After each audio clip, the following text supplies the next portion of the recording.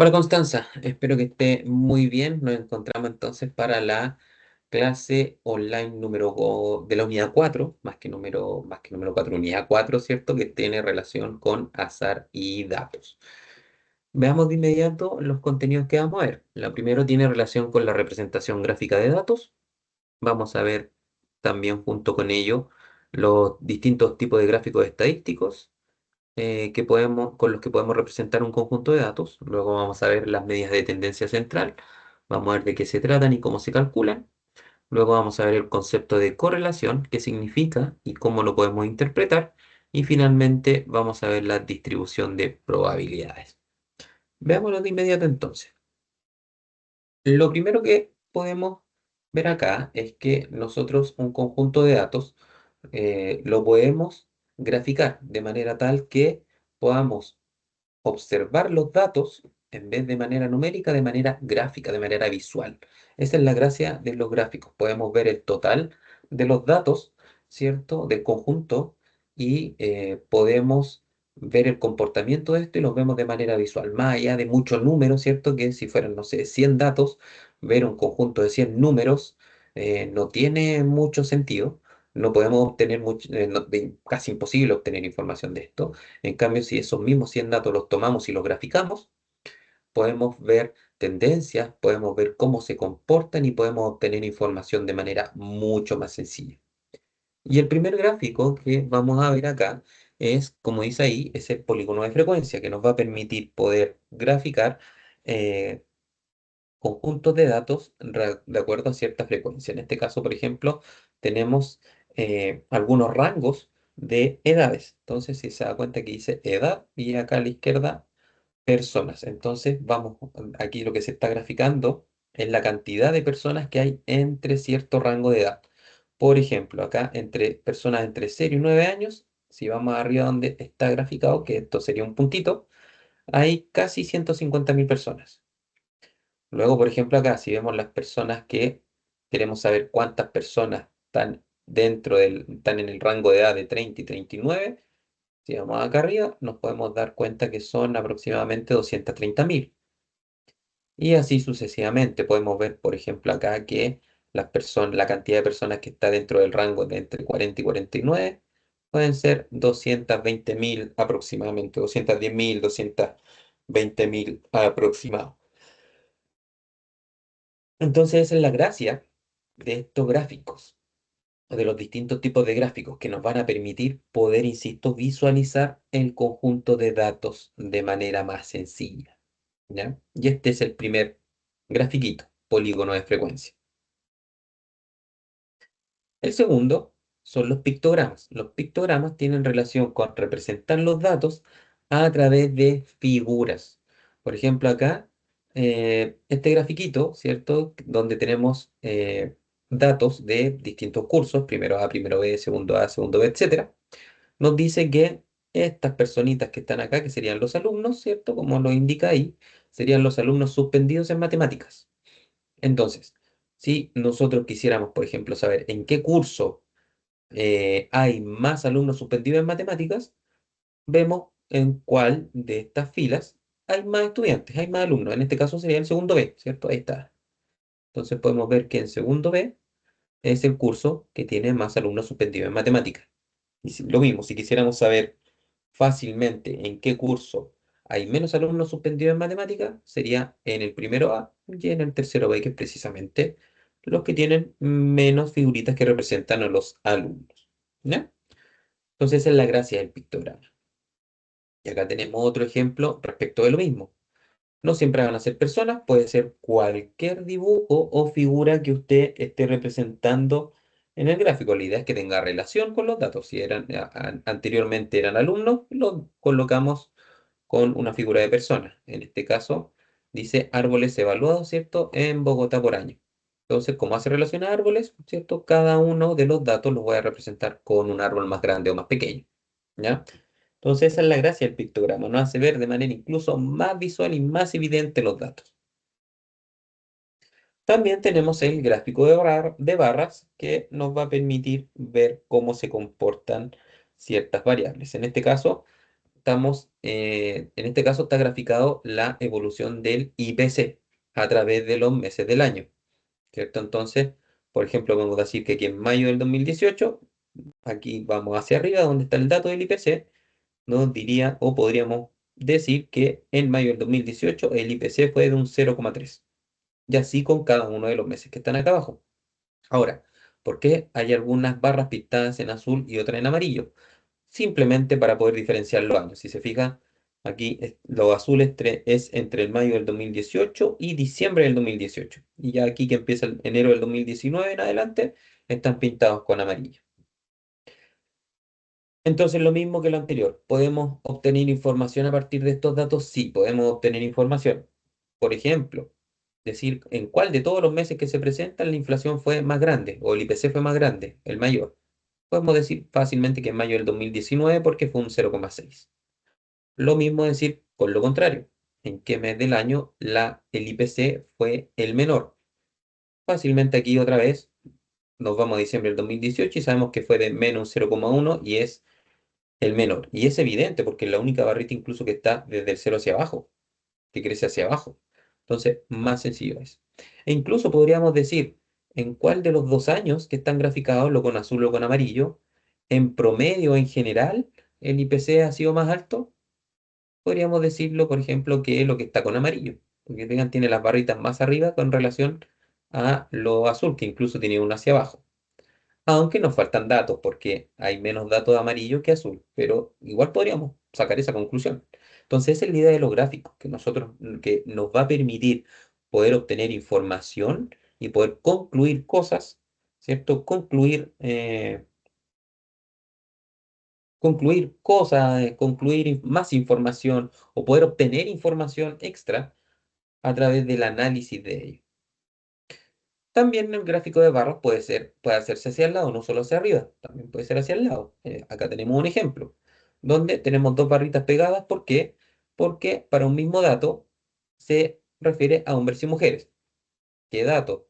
Como dice acá, es la satisfacción con distintos aspectos de la vida entre hombres y mujeres, donde uno es muy mal y siete es muy bien. Entonces, está la relación, ¿cierto? La separación de hombres y mujeres, por eso hay dos barritas pegadas, una azul y una verde. Por ejemplo, si preguntáramos en qué aspecto de la vida están más conformes hombres y mujeres, fácilmente aquí nos vamos al 5,8, que es en ambos y que es la vida familiar. Entonces podemos fácilmente observando el gráfico que la vida familiar es donde los hombres y mujeres es el aspecto de la vida donde tienen mejor satisfacción. Y por el contrario, el aspecto de la vida donde tienen menos satisfacción hombres y mujeres son acá en la cantidad de dinero que ganan, que en hombres es un 4,1 de satisfacción y en las mujeres es un 4,2. Y así, insisto, podemos obtener información a partir de estos datitos, que eso es lo importante. Y el último, que es el gráfico circular o de torta o de pizza, se le llama de varias maneras. La gracia de este gráfico que podemos ver por porciones, ¿cierto? Para poder comparar una cantidad con otra. En este caso, que nos muestra este gráfico, el principal problema percibido en el uso de las redes sociales por alumnos de cuarto de secundaria, que es como decir, como cuarto de enseñanza media para nosotros. Donde, si se fija con azul y rojo, es un 29%. ¿Y eso a qué equivale? Aquí lo podemos ver al lado, que equivale en el azul, que insultos, ofensas y burlas, y en rojo, información falsa. Por lo tanto, podríamos acá interpretar que la gran mayoría o más de la mitad de los estudiantes de cuarto medio sienten que el principal problema percibido en el uso de las redes sociales es el tema de los insultos, ofensas, burlas e información falsa. ¿Da cuenta entonces? Como le decía, ¿cuál es la gracia de los gráficos? Que podemos visualizar un conjunto de datos de manera visual, pudiendo obtener información a partir de ellos sin tener que necesariamente hacer cálculos. Porque como lo estamos viendo de manera visual los datos, es solamente obtener la información a través de la observación. Esa es la gracia de los gráficos. ¿Ya? Y esos son los tipos de gráficos además que nosotros vamos a ver. Pasemos a la siguiente lección, que son las medidas de tendencia central. Cuando yo tengo un conjunto de datos, no solamente lo puedo graficar y ver de cierta manera, sino que puedo obtener información a partir de ello. ¿Qué información en particular? las medidas de tendencia central nos van a permitir poder representar en un solo número un conjunto de datos. ¿Sí? Eso es lo que nos van a permitir las medidas de tendencia central.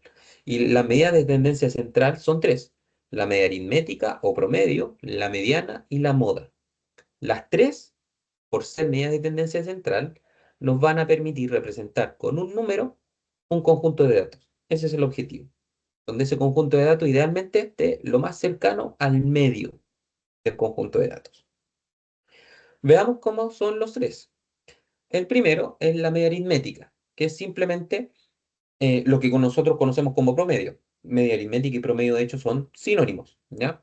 Y se calcula como usted calcula su promedio común y silvestre, no tiene ninguna diferencia. ¿Y esto qué es?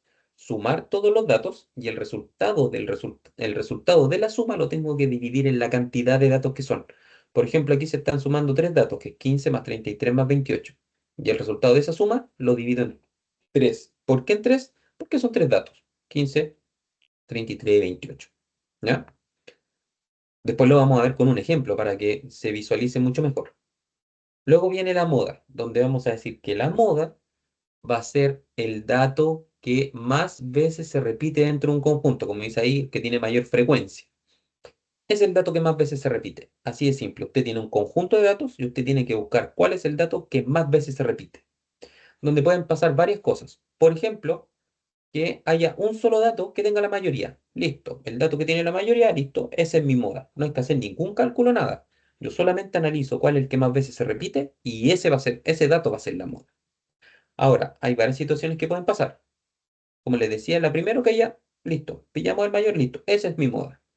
Un segundo caso es que no haya ninguna moda. ¿Cuándo pasa esto? Cuando todos los datos del conjunto están una sola vez. No se repite ninguno. ¿Qué puede pasar? Entonces, cuando ocurre eso, vamos a decir que no hay moda o que el conjunto de datos es amodal. La otra situación es que haya más de una moda. ¿Cuándo va a ocurrir esto? Ocurrir esto cuando dentro del conjunto de datos que se nos presentan hayan dos números que tienen mayoría. ¿Ya? La misma mayoría, por ejemplo, los dos números se repiten 50 veces. Listo. Como no hay uno que tiene mayoría, sino que son dos, vamos a decir que los dos son la moda. ¿Ya? No hay que hacer ningún cálculo y nada. Si hay dos que tienen mayoría, listo, los dos son la moda.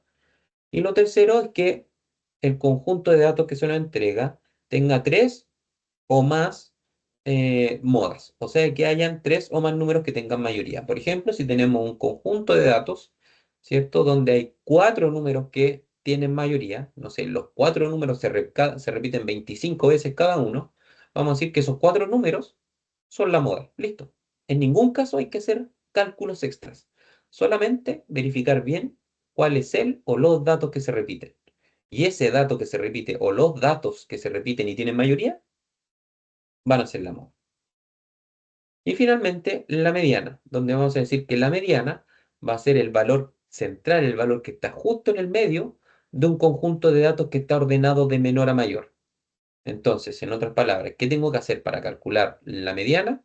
Primero tengo que tomar el conjunto de datos que se me entrega, ordenarlo de menor a mayor, y luego que lo ordené de menor a mayor, tomo el del medio. Y ese valor que está justo en el medio va a ser mi mediana. De aquí pueden ocurrir dos situaciones. Primero, que el conjunto de datos ordenado, recuerda siempre ordenado, el conjunto de datos sea un número impar. Por ejemplo, 7 datos, 25 datos, 47 datos. Si es una cantidad de datos impar, va a suceder que cuando yo lo ordene de menor a mayor, al medio me va a quedar justo uno. Y ese valor que me quedó justo al medio va a ser mi mediana. Y la segunda opción que puede ocurrir es que este conjunto de datos tenga una cantidad de datos par.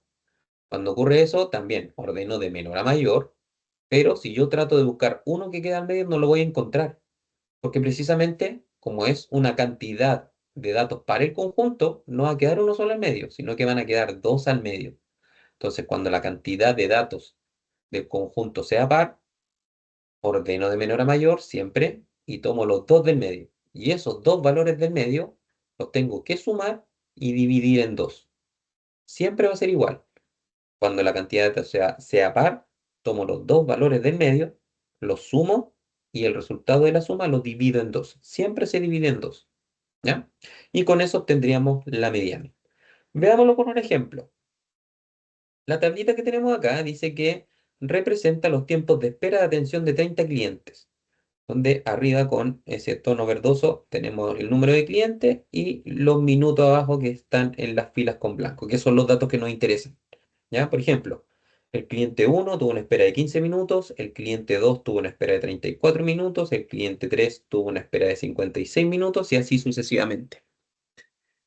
Entonces, los datos, insisto, que nos interesan son los que están en la fila con blanco, que es la cantidad de minutos que esperó cada uno de los clientes. Que ahí es donde están los 30 clientes, los 30 datos que nos interesan, ¿cierto? Uno, 2, 3, 4, 5, 6, 7, 8, 9, 10, 11, 12, 13, 14, 15, más los 15 de la fila blanca de abajo, 30. ¿Ya? Entonces le vamos a calcular las tres medidas de tendencia central. Primero, la media aritmética. Para esto, ¿qué dijimos que teníamos que hacer? Que teníamos que sumar todos los datos y el resultado lo dividimos en la cantidad de datos que son. O sea, que tenemos que sumar en este caso 15 más 34 más 56 más 82 más 34 más 56, etcétera. Toda esta primera fila y toda la segunda fila. Si yo sumo todos esos 30 datos que están ahí en blanco, si lo suma, usted le va a dar 1567. Y ese resultado de esa suma lo tengo que dividir en 30. ¿Por qué en 30? Porque son 30 datos, como nos dice acá. Si usted lo suma, como acabamos de comprobar, son 30 datos. Entonces, como son 30 datos, insisto, divido en 30. Entonces, esa división me va a dar 52,2. ¿Y eso qué significa? Como dice acá abajo, que el promedio de minutos de espera de los clientes es de 52,2 minutos. Y con eso tenemos nuestra media aritmética o promedio. Luego la moda. Como dijimos, la moda es el número que más veces se repite. Acá los datos, si se fijan, se ordenaron de menor a mayor, que es una recomendación. No es necesario para la moda, pero sí es conveniente. ¿Por qué? Porque cuando los datos están ordenados de menor a mayor, se nota de manera mucho más fácil cuáles se repiten y cuántas veces se repiten. ¿Ya? Por eso aquí están ordenados de menor a mayor, pero insisto, no es condición para la moda. Lo que tenemos que verificar solamente es cuál número más veces se repite. Que insisto, cuando están ordenados de menor a mayor, es más sencillo.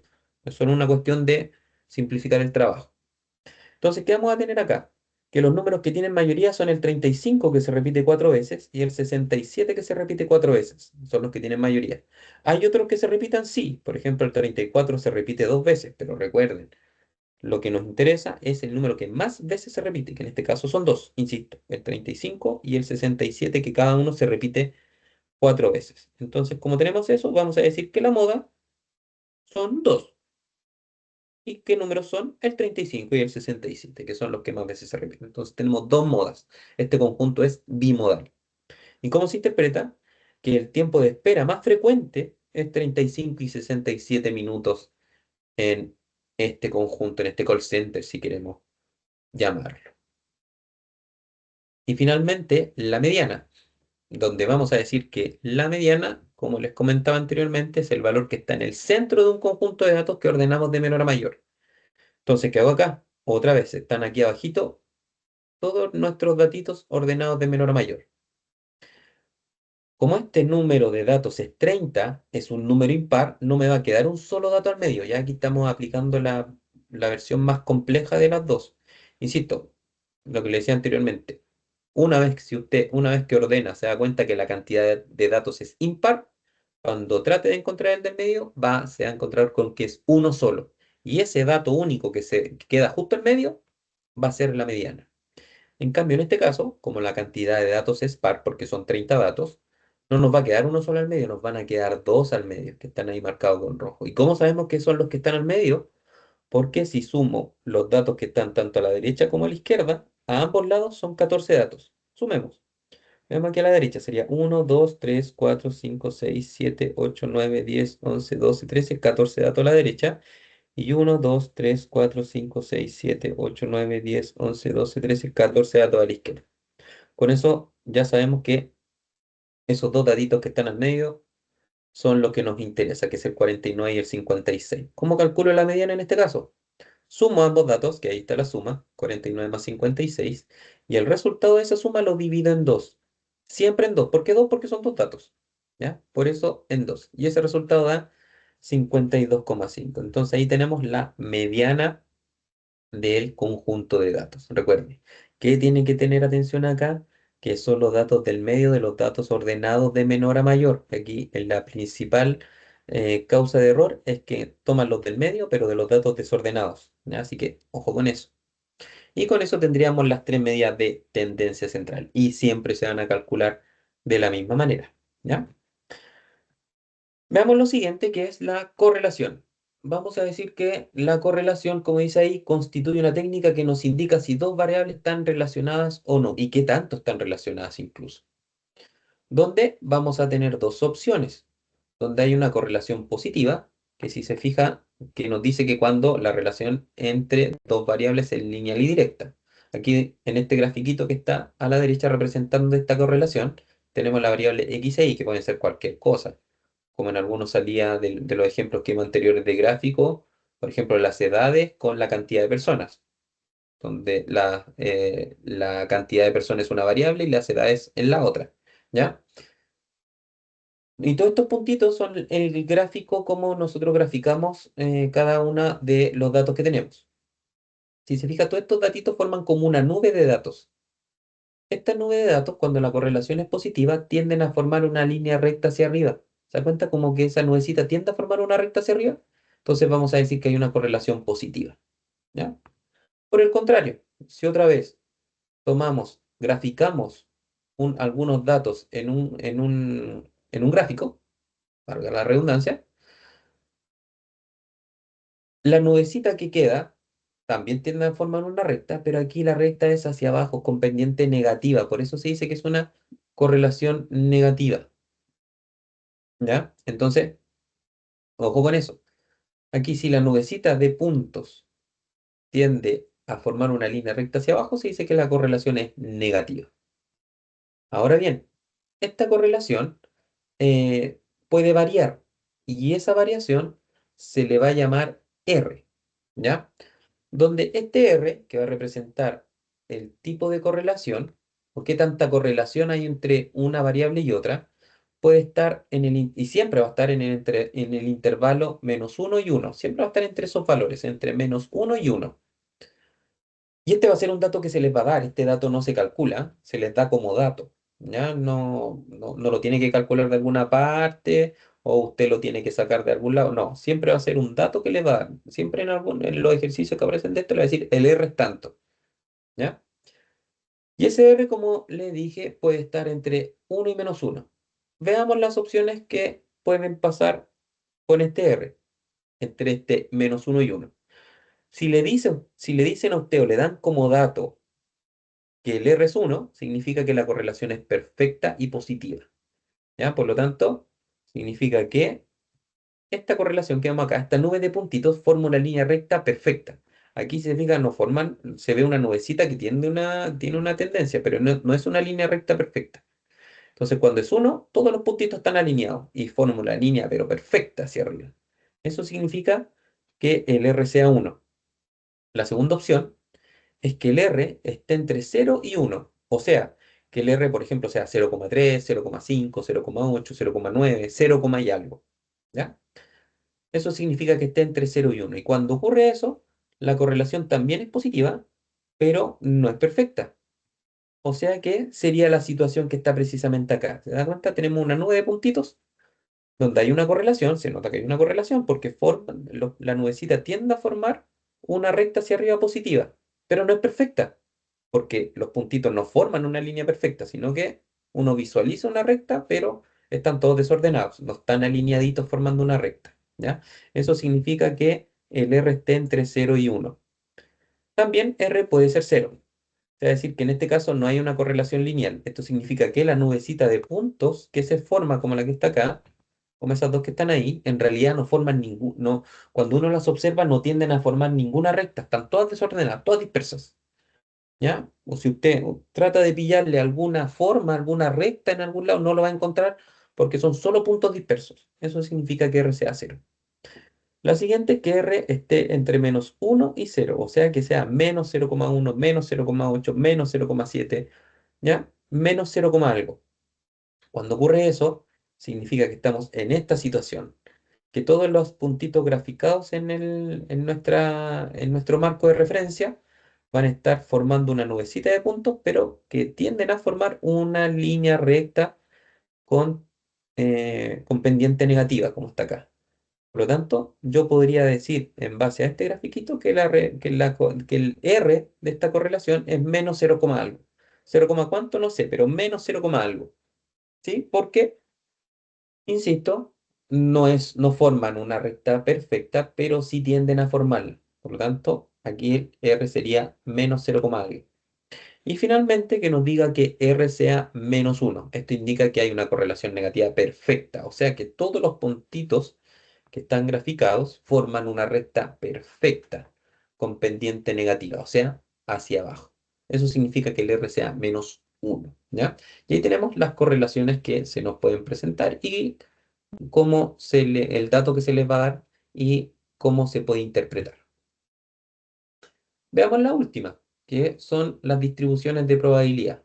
Cuando nosotros nos entregan nos dicen que los datos o el conjunto de datos forman una campana de Gauss o una distribución normal, que eso se lo van a decir, ¿cierto? Se puede ocupar la reglita que se llama del 68, 95, 99,7, donde 95 en realidad es 95,4, pero la regla se llama así.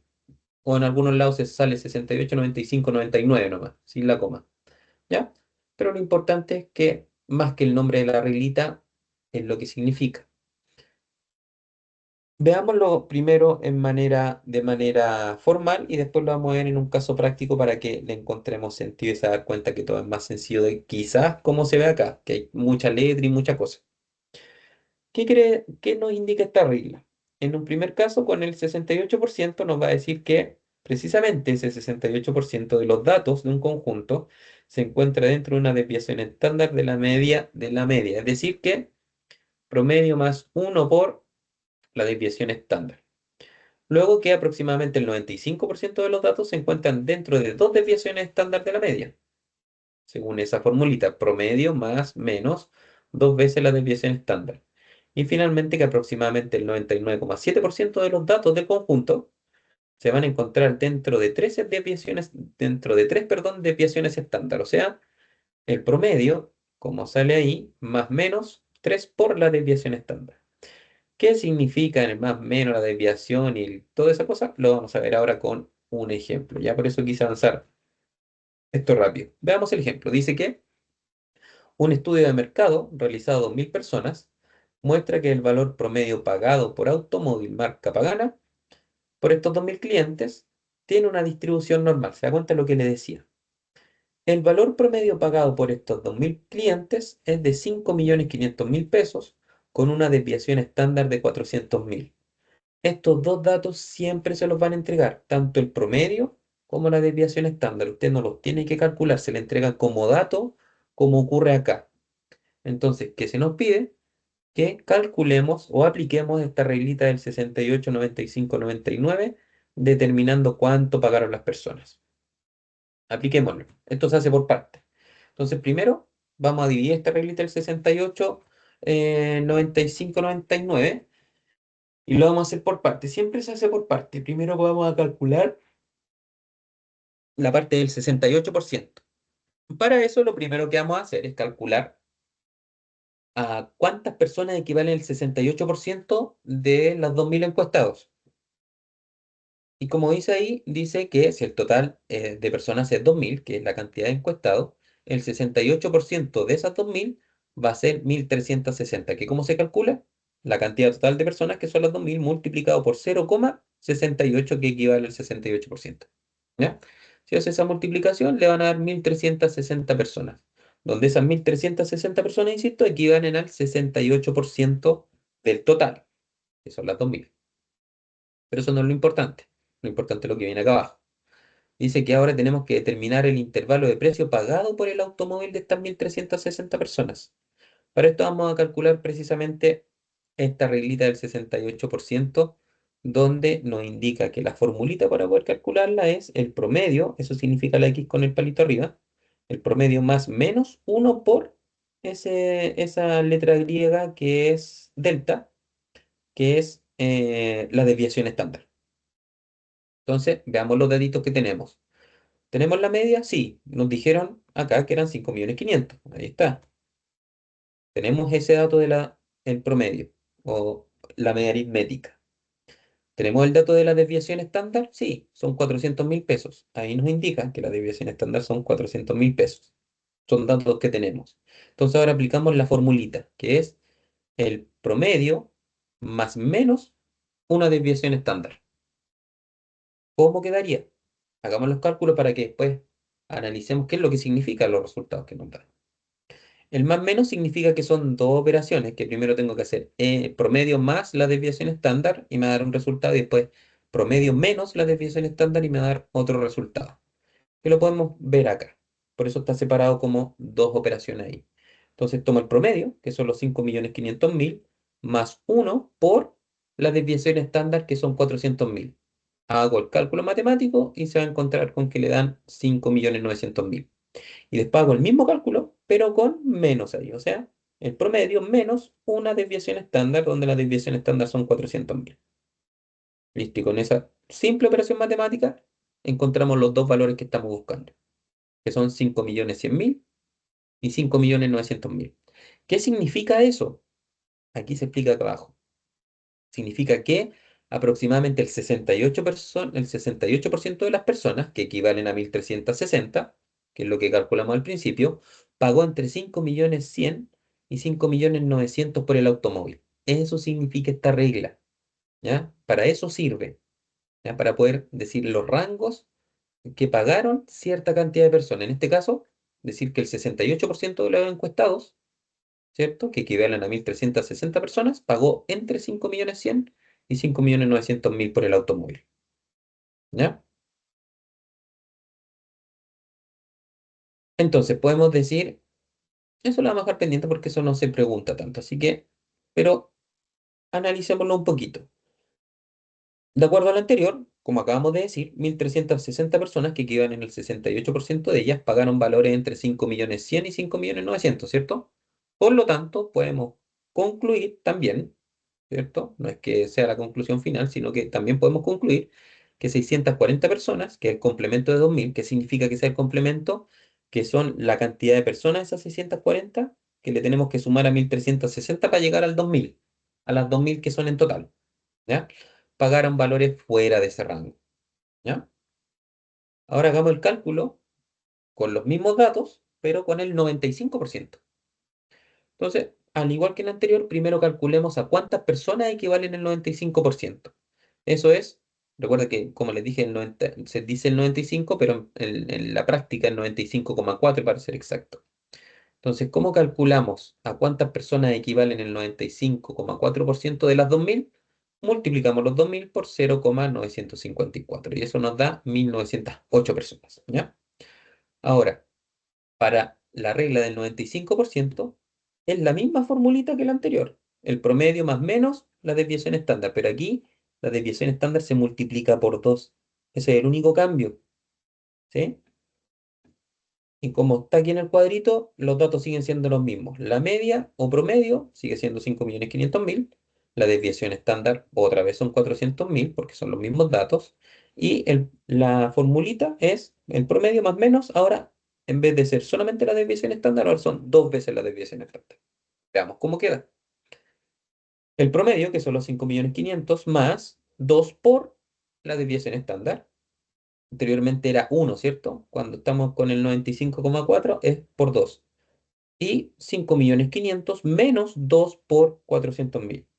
Hacemos los cálculos correspondientes y vamos a tener que nos da 4.700.000 por una parte y 6.300.000 por la otra. Entonces, ¿qué podemos concluir a partir de esto? Que aproximadamente el 95,4% de los encuestados, que equivalen a 1.908 personas, pagó precisamente entre 6.300.000 y 4.700.000 por el automóvil. ¿Ya? ¿Se da cuenta? Y vamos extendiendo más, vamos agrandando la cantidad de personas para saber entre qué rangos pagaron por el auto. Y finalmente la regla del 99,7, que es hacer lo mismo que lo anterior, con los mismos datos, pero con la única diferencia que ahora la desviación estándar la multiplicamos por 3, como puede ver aquí abajito. Pero hagamos todos los cálculos. Dice, por último, calculemos la regla del 99,7. Primero calculamos a cuántas personas equivale el 99,7. ¿Ya? Eso es multiplicar 2000 por 0,997, que nos da 1994 personas. Por lo tanto, 1994 personas equivalen al 99,7%, perdón, de los encuestados. Ahora, para determinar el intervalo, los mismos datos anteriores, que aquí puse en una diapo aparte, donde seguimos sabiendo que la media siguen siendo los 5.500.000, que es el dato que nos dieron, la desviación estándar, que son 400.000. Por lo tanto, para calcular esta distribución o esta parte de la regla es otra vez la misma formulita. El promedio más menos, pero ahora es 3 veces la desviación estándar. ¿Da cuenta? Para el 90, se me olvidó cuánto es el primer numerito. Para el 68, perdón, me traspapelé. Entonces, cuando queremos calcular el 68% es 1 por la desviación estándar. Cuando es el 95,4 es 2 veces la desviación estándar. Y cuando es el 99,7 son 3 veces la desviación estándar. ¿Sí? Pero la formulita sigue siendo igual. Eso es lo único que cambia. Si hacemos los cálculos, ¿cómo nos quedaría? 5.500.000, que es el promedio, más 3 por 400.000, que es la desviación estándar, y 5.500.000 menos 3 por la desviación estándar. Hace los calculitos y se va a dar cuenta que por una parte le dan 4.300.000 y por la otra 6.700.000. Lo que implica que aproximadamente el 99,7% de las personas, que equivalen a 1.994 personas, pagaron entre 6.700.000 y 4.300.000 por el automóvil. Y con eso tenemos los cálculos de la distribución de probabilidad y de esta reglita del 68, 95,4, 99,7%. ¿Ya? Y con lo que también estaríamos terminando los contenidos de esta unidad. ¿Ya? Así que espero que esté muy bien.